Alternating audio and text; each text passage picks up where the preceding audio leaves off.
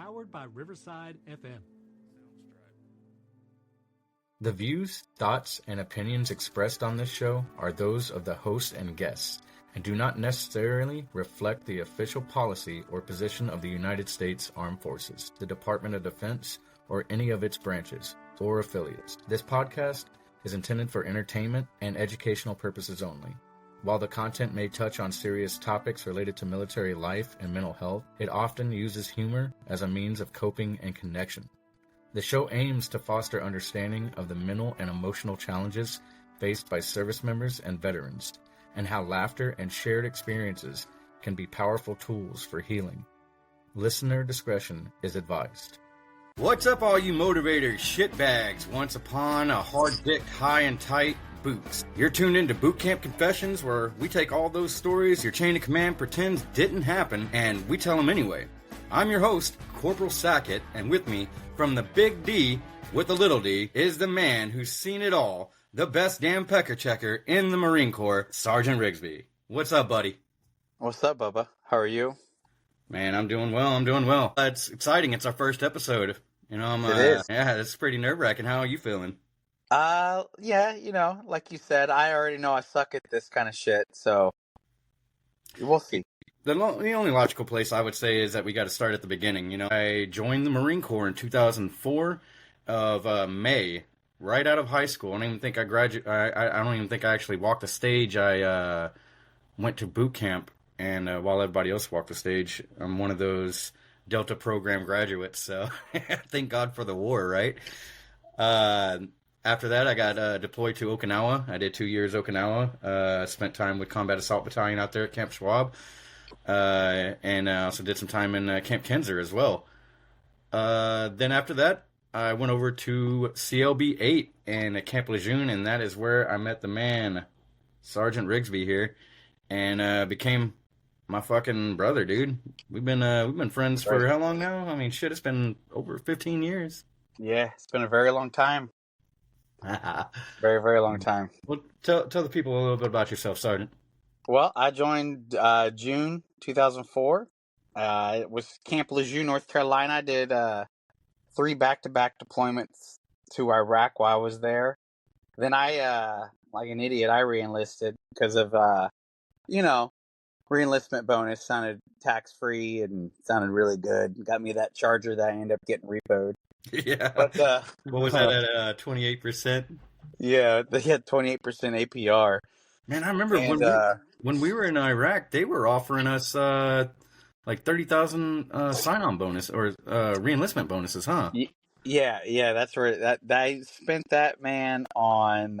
I spent that on that Charger and strip clubs. So yeah. So you're aware you're there for both. Yeah, I was a part of that when we got back from Iraq and you had that big old chunk of change. Yeah, I was a different person then. Oh, weren't we all, man? Weren't we all? Yeah. Yeah, and just a reminder to all the listeners here, you may hear some crazy stuff from our guest listeners and maybe from your hosts. But remind you, these are days when we were young and at war. So different mentality, different warrior mentality, and we have grown a little bit. So if you want to call PETA or your secretary and complain about we're cussing or whatever the fuck and we said this, then go right ahead. I'll even give you Rigsby's personal number. You can give him a call at 2 o'clock in the morning and threaten his family. It wouldn't be the first time he's done that to me. So anyway, man, so we got we're over at CLB 8 and we're about to go into our deployment for Fallujah, and this was around the time of let's see, I want to say we left in 2007. We deployed in 2007, and it was right after, a little after what I want to say was around time was July, maybe May. I'm not sure when. I know it was 2007. Yeah, sure. I'm thinking July because we had our workup. Because I remember before, because I did 2 deployments before that to Iraq, so I was actually supposed to go on the MEU, and then they did that troop surge, so I got pulled CLB 8. Oh, that's right. That's why I ran into your fine ass at the. Checking in. We were at the chapel. You asked me, what do you think about premarital sex. Yeah, well, I know the answer to that now, don't I? So probably a couple hundred. Yeah. I had my fun back in my day, Okinawa was a good place. Day, Peyton. Oh yeah, and I guess it's pretty easy whenever you go through these military towns. It's not too hard to pick up women at all over there. Anyway. Speaking of you being a hoe, I remember around the same time when we first met, we and you, we clicked quick. I do remember that our personalities matched real well. We were in the same shit, had the same kind of personality. And I remember prude, and don't give a fuck. That's right.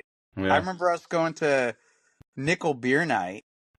I don't remember the name of the bar, but I do remember this. This is off of Western Boulevard. That's right. Same boulevard. We had to become members just so that we could do the Nickel Beer Nights, and we're like, absolutely, we'll be members.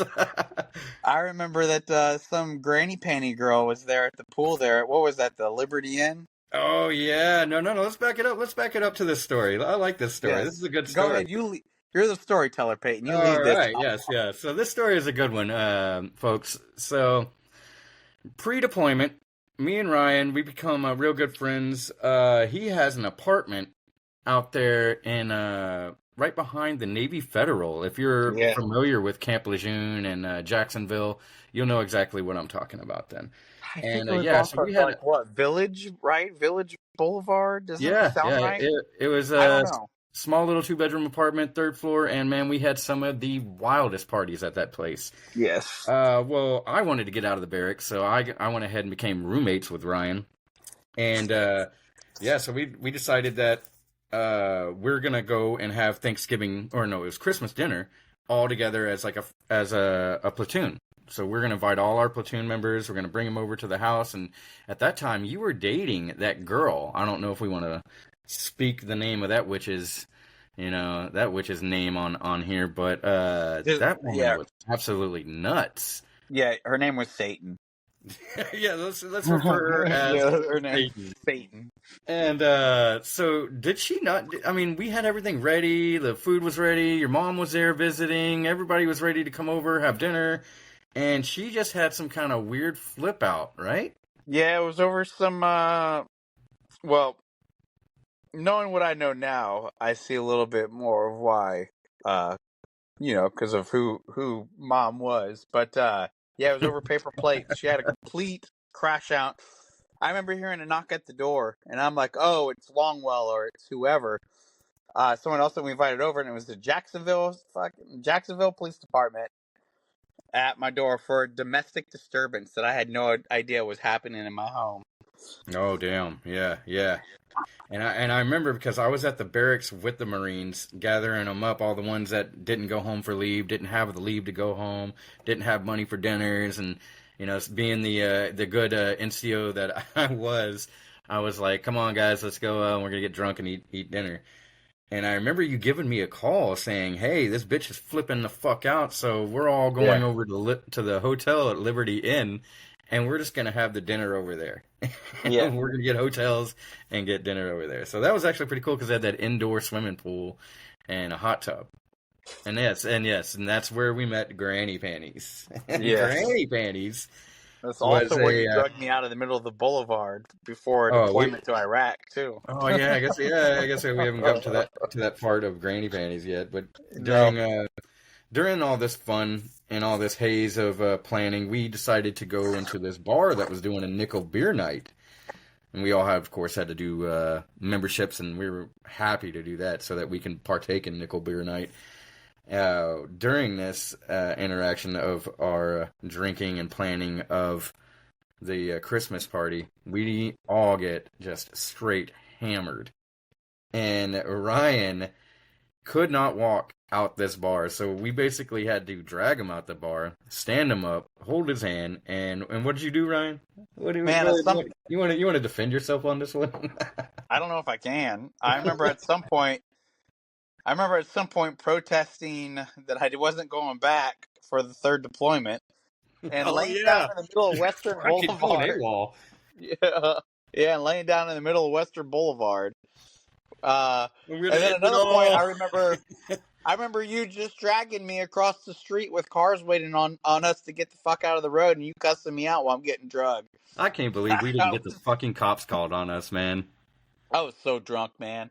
Well, it was a town full of Marines, and kind of everybody knew at the time, like, oh, these guys are probably getting deployed. Yeah, either that or just got back. Either or. Yep. Well, we get you to the hotel, and we decide we're gonna sober you up by going down to the pool, throwing you into the pool, and I meet this lady that's there. Was she there to go meet up with her boyfriend in the Briggs? Is what she said. She was. Yeah, from what I remember. She was there. Her boyfriend was in the brig for I don't know what, and she was there to visit him. And yeah, the night before she met you first. Well, Speaking of which, Peyton, how many has it been, Peyton? Oh, Now, are you talking about the body count? Yes, man, because I wanted to ask, I've seen you with bitches galore. In the Marine Corps, I know I was a pretty Rico Suave back then. The Marine Corps, I would say I was pushing up to about good 60. 60. Okay, let's say you take out the paid hookers. Where are we at now? 3. 2 in Okinawa, 1 in North Carolina. There you go. 3. Yeah, well, there we know where all your savings went. Oh yeah, and I didn't have a lot of women drama back then either. No.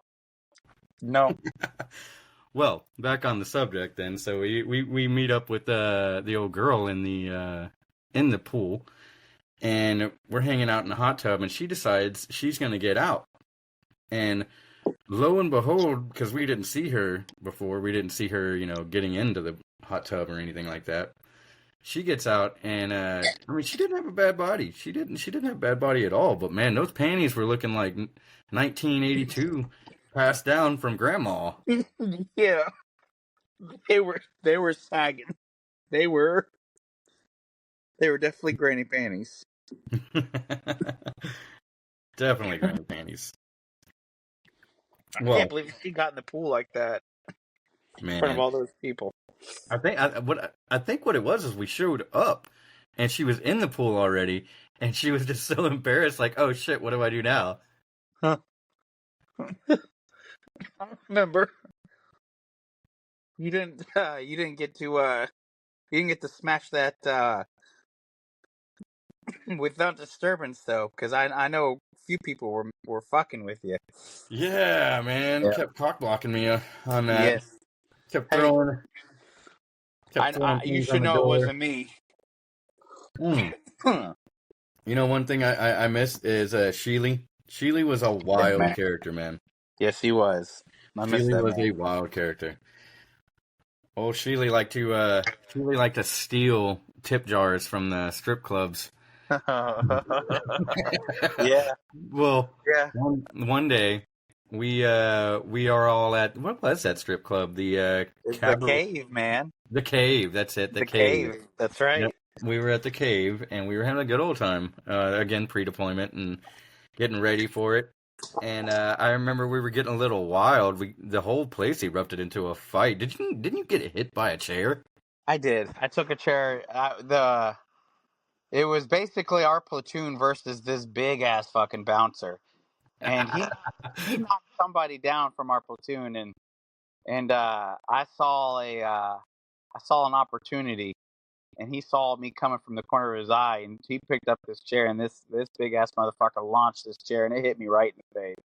I honestly don't know how. 1, I didn't get anything broken, or 2, I wasn't knocked out.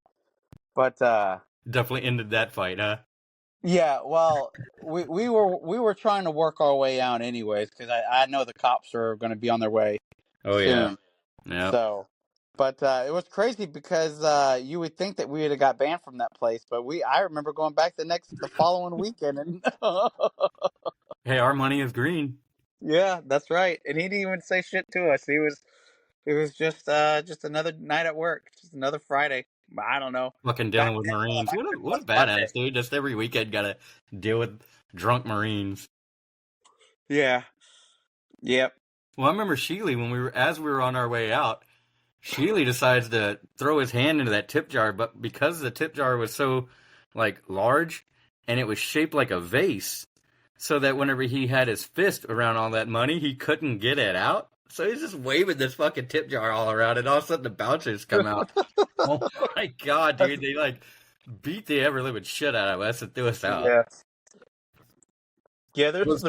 We have quite a few stories like that. Those are good times. Now, folks, if you're the type of Marine, sailor, or soldier that had your uniforms pressed and ready for the next inspection, but you don't even know when that inspection was, or if you're that Marine that has never got a barracks cut, or that sailor that just wouldn't hit on that girl because that's your brother's wife, then this show is probably not for you. This show is full of scumbag, shitbag stories from the military. We got some honorable people that have been on here and that's going to be on here. So yeah, this show is probably not for you, even though you may have a couple of stories like this, but you won't fathom the actual, crustiness of these stories. No, but if you decide you want to grab your ball sack and tell a uncut story, because that's what we're here all for. open. This isn't a recruiting channel. This is the truth about the culture of the military. We're gonna have boot camp stories, and I don't know, man. This may be a good recruitment tool because I remember shows like MASH and was it even Full Metal Jacket? Those, even the funny portions of it that were a part of it, just is what kind of made me want to join the military. The camaraderie, the making something out of yourself and becoming something better than yourself, and being a part of something that is more than just you. Yeah. I guess I could see that a little bit. I do know Full Metal Jacket definitely was. I liked the dark humor. So, what was your favorite? Maybe. What's your favorite part of that movie? Well, probably. Let's see. Probably mostly when they're fucking with the fat guy. Private Pile. Yeah. Oh, yeah. Probably. And what's funny is, to our standards, that's fat. But whenever you're older and you watch that movie, I'm like, bro, that dude's not even really that fat. He got picked on for no reason. Yeah. Yeah. This is my rifle. This is my gun. This is for pleasure. This is for fun scene. Where he's grabbing. We never got to do that in boot camp. That was never. Yeah. That sucked. But man, I have seen some funny shit in boot camp. Oh my god, bro! Boot camp at the time it wasn't funny. Oh no. But it was a little. There was moments, but man, afterwards, once you actually survive it and you get through it, there's some moments where you definitely could tell. I was never a drill instructor, but those motherfuckers have fun. Oh god, with us, oh god, yes. So I had a drill instructor when I was in boot camp, and of course. This is around the time, and this is 2004. So around this time, racial tensions were a little bit higher than it is now. Not as much as, angry as it is these days, but it was definitely, the black drill instructors really loved to give it to the white boys. Because we had this one drill instructor, man. He was a big dark green Marine. And he, Sergeant Cole, his name was Sergeant Cole, and one time he came up to me, and he loved it, like I said, he loved to get him them white boys from the South, especially from Texas, and he wanted to test him and see, is this boy racist, or if he's going to be, be able to be a part of the Marine Corps and be able to be part of a fighting force. So he came up to me one day, and whenever Senior Drill Instructor Staff Sergeant Hunt gave us permission to have milk, and he walks up to me and goes, Sackett, who the fuck told you that you could have milk?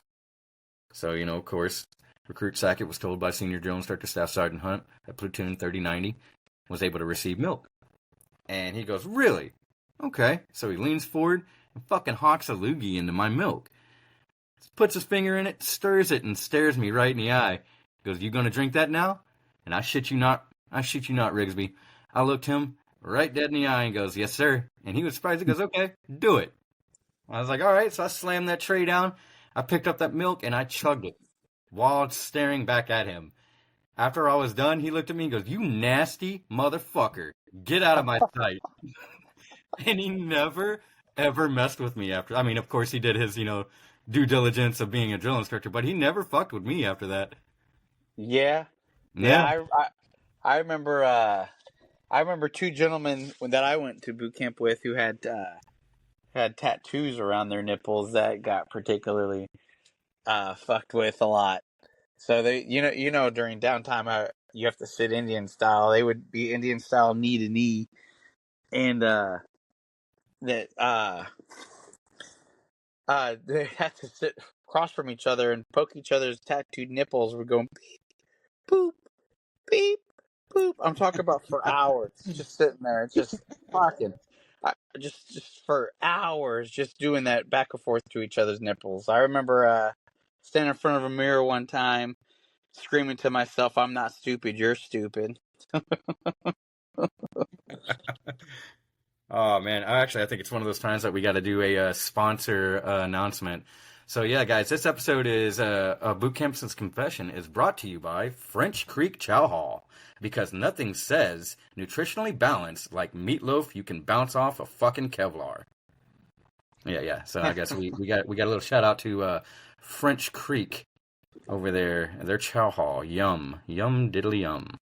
Yeah, French Creek. I think they got 3 flavors. It's a brown, ketchup covered, and a what the fuck is that? Chlamydia sauce. Oh, dude, do you remember some of the meals? Oh, I remember when we went to Korea. When I got deployed over to Korea, dude, that fucking chow over there was just ugh. Deployed like whenever you're living out of fucking tents and shit. That the big MREs that they just heat up and they pull open the aluminum foil and mass serve. Oh, that stuff is so gross. A-Rats. A-Rats, yeah, that's what it was. What was it like over there? I know you guys had curfews and shit, right? Well, it was during the time of North Korea first testing out their nuclear capabilities. So they basically took all the Marines over in Okinawa and did this Korean integrated training program. And our mission was basically to get a lot of equipment up to the DMZ area in Camp Rodriguez. So it looked to me like we used that training operation as kind of a cover for us to be able to, because we were bringing in equipment through the Kia ports. The Kia motor company. We were we were using their ports in like Mokpo and trying to remember the other little town that they were at, but yeah, we were bringing in equipment from the ports and then putting it on the train, and we were running the bunch of, it was AAVs, LAVs, 7 tons. I even saw tanks we were running up there. Oh man, it was heavy. I mean, a lot of heavy equipment, and we were getting up there to Camp Rodriguez and dispersing the equipment to units out there. So, other than that, it was a lot of work, very fucking cold, and anytime you got to drink, you drank your ass off. And because we were at Army bases like Camp Casey, shout out to you fucking hard-hitting son of a bitches out there, because, man, you just didn't go into their bars thinking, how Marines got attitudes. We go into the bars thinking that we take over. Nope, not there. They will fight back. Huh. I guess they got that second to none out there, the cavalry unit. Did you get to go down to the DMV? Yes, I did. I got to visit the DMV. It was very DMZ, right? Yeah, the DMZ, the DMV. Yeah. Jackass. I'm a fucking idiot. I fucking fell for it too. Fell right along with you. But I went down to the DMZ, and it was pretty interesting, man, because you can cut the tension with a knife. The more southern in Korea you are, you'll see the towns, you'll see very westernized civilization, you'll see a lot of capitalism, and then the more north you get up there, the tension really gets high. You even have where it's like here, if we're driving to work one day and you see the drainage ditches on the sides of the roads, retainage ditches and all that for stormwater, over there they also use those for tanks to be able to travel. So that so that they don't interact with the citizens and the civilian traffic. So they're using these trenches and these stormways and even infrastructures that are just made just solely for that, so that their military can be able to maneuver through all this. I mean, it's incredible. They are ready and always ready for a fight. You get to work with them a lot while you're there. Oh yeah, the squared away. Yeah, the Republic of Korean Marines, they are some fighters. They kind of did a demonstration where they were doing the karate and the flipping around and kicking boards, and it was pretty cool. It was pretty neat. And then of course at the end of the night, because we're all sharing the same compound together to kind of integrate that camaraderie, we would kind of mess with them, and we would go out there and grapple with them, and they loved grappling and trading. You would trade your uniforms or patches and things like that, and then we'd grapple and see who's got the best fighting skills. But when it came down to shower, because those guys are very they're not like Americans where we have a sense of humor. So when we got to the shower time, I remember we were acting like we were gay as fuck, soaping each other up, just fucking playing a little bit of grab ass. To mess with the guys, where they got so uncomfortable that they requested that we showered separately. Oh shit! Yeah, so I guess they thought that we were some homo motherfuckers. That's funny. But of course, it was just that we saw they were uncomfortable, and if you show a Marine your weakness or any kind of uncomfortability, they're gonna fucking expose the shit out of that. Yeah, I think that's the truth. Only really partner forces I ever got to really work with or train with, I should say, was when we were. You remember CAX there in 29 Palms, 29 Hell? Oh yeah. The shithole of the world. Well, I wouldn't say that. Not really. That's more of Iraq. You might actually remember this, Peyton, because I'm pretty sure that this was my third deployment right before we went. Mm-hmm. We had that female first sergeant, right? Yeah. Okay. And you might remember this. Remember the Royal Marines from the UK? They were there, and they're out there shirtless playing volleyball. And that first sergeant, went over there and said something. Said, "Hey, I need you to put your shirt on. We got, females, blah blah blah blah blah, whatever." And for whatever reason, I guess she found that inappropriate. So these guys went back into their hooch, and they came out with shirts on, but fucking no shorts and no underwear, man. They're just out there dicks flop playing fucking volleyball. Oh, do you remember that? Yeah, I do remember that. Dude, it was fucking hilarious, man. It was the biggest fuck you I've ever seen. Oh, man, yeah. And I don't even know if they got in trouble, man. They had... I mean, who cares? It's not that, yeah. Not their country commanding, so whatever. Yeah. But I remember that same fucking first sergeant, we were doing a battalion run, and they called me out for cadence, and I did the, I'm just trying to figure out a cadence, figuring something out what to say, and I did the whole, it was, don't let your dingle dangle to the south, pick it up, wipe it off, and stick it in her mouth. Oh, boy, did I hear about that. Staff sergeant came over to me and relieved me. He was like, "I got this. You go back there."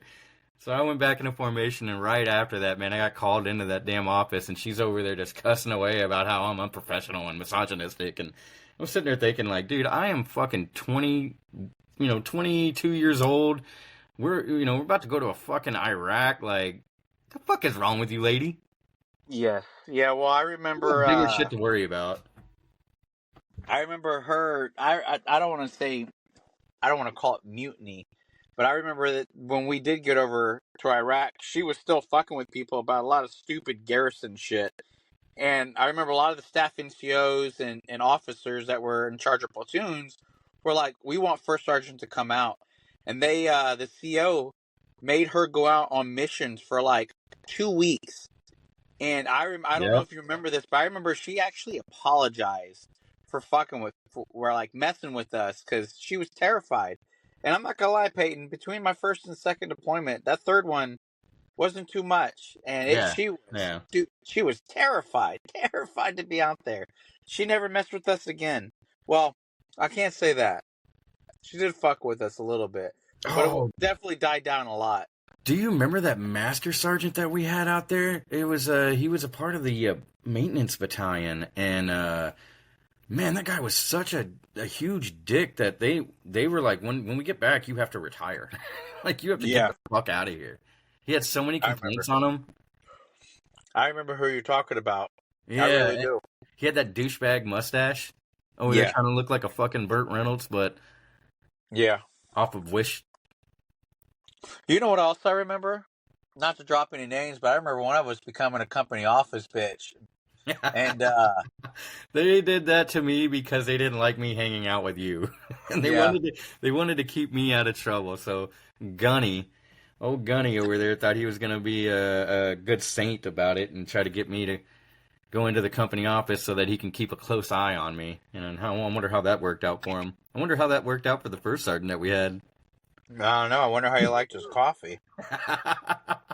You know, when you're going to lead you want to people, talk about that? Yeah, when you're going to, all I can say is when you're going to lead people and you're going to put yourself in that position, or you've been put into that position, and you know how to lead men, you treat them with respect. You treat them with dignity. These are men that are serving. You know, they're not, they volunteered to be there. We're not a draft. We didn't get drafted, so. You know, these people are there for their own volunteering, to whether it to be better themselves, but either way, it's to serve the country. And you all, you know, you have that respect for each other. He was such an asshole, man. He treated everybody like shit because he didn't want to be in that unit, probably because he was a shitbag, and they put him in that unit because, I mean, tell you the truth, man, that unit was so unorganized, and it was like a fucking... I was wondering if they were sending us out on a suicide mission because they just didn't want us anymore. I had never seen so much drama in Chain of Command. You know what else I remember about that first sergeant? Shout out to him. I remember, not in a good way though.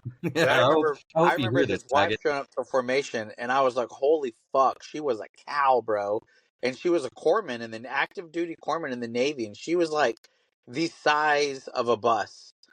Do you remember that? Well, that's probably why he was miserable. He had to go home to his hippo. Yes. Well, at least she wasn't a dependent. At least she was those working, are even worse. Yeah, those are the worst. My husband is a lieutenant, so you better salute me. Yeah. You know what else? Speaking of hippos, I remember. Didn't you smash a little chubster on my bed one time and give her my name? Yeah. When we got back from, I think, y'all were still at CAC, so they sent me. Yeah. They sent me to the... You went back for a machine gun course, didn't you? Yeah, to the machine gun course. And I was there with nobody. Nobody was there. I was there by myself, and I had nothing to do, man. So, you know, going out to the bar, getting drunk, no wingman. I had, you know, picked up scraps, got me some little chunky butt. There's one out of I didn't want to be responsible for that, so I gave her your name, and I took her to your bed because I had that blow up. At that time, I had that blow up bed, man. She would have totally flattened that thing. Well, now I know why it was my bed then. I don't have to ask. Oh, that's funny. You had such soft sheets. Yeah, thank you. I appreciate that. Hopefully, I don't even want to know. I'm never going to ask. I hope I just say I hope I washed those sheets when I found out. I don't remember. Yeah, did they feel a little starched? Yeah, they felt crusty. Well, guys, hey, man, it seems like this is our last bit of the episode.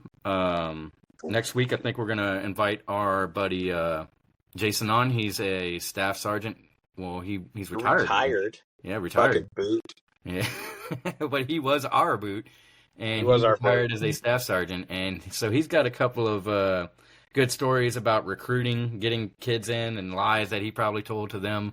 And we'll go from there. And hopefully y'all enjoyed the episode. Subscribe for more. Follow us. Whatever all that technological lingo jargon bullshit is, but listen in. We got some good shit coming up. Probably be better as we go along. We're new at this, so Yeah. give us Got that. any good stories or got any good storytellers? Look us up. We got Facebook, right? What's our email, Peyton? We got an email? We do. Our email is confessionsbootcamp@gmail.com. There you go. Hit us up. Let us know if you got a friend that has a good story, good storyteller, anything. Raw. We're going to try not to use names. Try not to put anybody in the brig. But you got any good boot camp stories or stories about overseas that are funny, or let us know. Try to set something up.